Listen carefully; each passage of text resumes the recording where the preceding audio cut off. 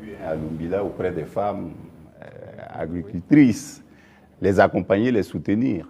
Mais au-delà de ça, qu'est-ce que vous faites pour donner davantage d'opportunités de gagner des revenus aux femmes du Burkina qui alimentent la petite économie dans les quartiers, dans les villages? Oui. Très bien. Et ça, c'est l'un des points les plus importants.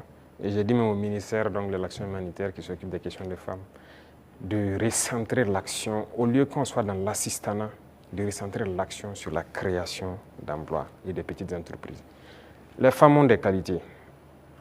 Regardez la transformation à petite échelle de nos produits de consommation.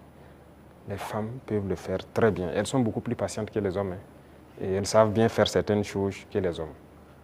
Il faut encourager à ce qu'elles le fassent. Moi, je suis passé à Tenkodogo le 8 mars, j'ai vu les femmes qui ont fait du couscous préfet, qui est bien pour les forces, le savon liquide qu'elles font et tout ça.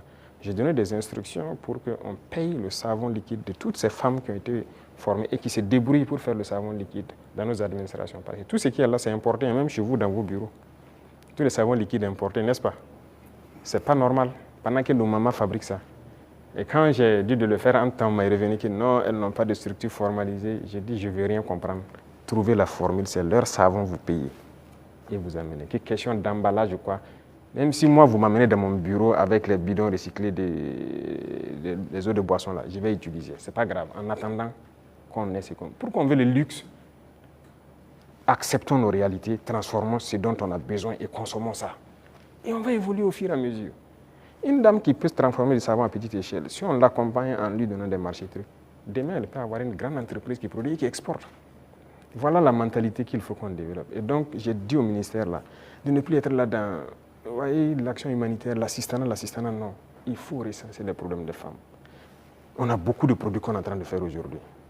On peut transformer, même à petite échelle, et trouver une formule de rassembler. J'ai discuté avec des femmes à Bobo. J'ai dit, par exemple, les produits oléagineux. Les femmes peuvent produire l'huile brute par coopérative et trouver des gens qui ont un certain niveau, qui mettent une raffinerie en place. Et leur rôle, c'est de payer les huiles brutes et de raffiner pour donner de l'huile parfaite sur le marché.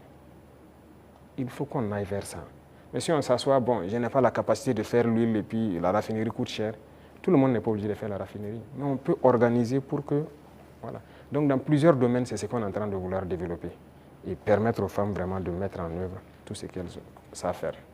Donc c'est une politique qui est enclenchée et je crois que vous allez voir les résultats. La Côte d'Ivoire a une élection présidentielle cette année, dans quelques mois. Est-ce que c'est quelque chose qui vous intéresse? Ça nous intéresse d'autant plus qu'on a beaucoup de compatriotes en Côte d'Ivoire quand même. Et on craint qu'il y ait des violences. Et ça, ce n'est pas forcément la bienvenue. Parce que nous avons vécu malheureusement les années passées aux violences en Côte d'Ivoire avec les opérations Bahiri. Tout le monde a subi ça au Burkina. Aujourd'hui, vraiment, nous ne souhaitons pas qu'il y ait des violences.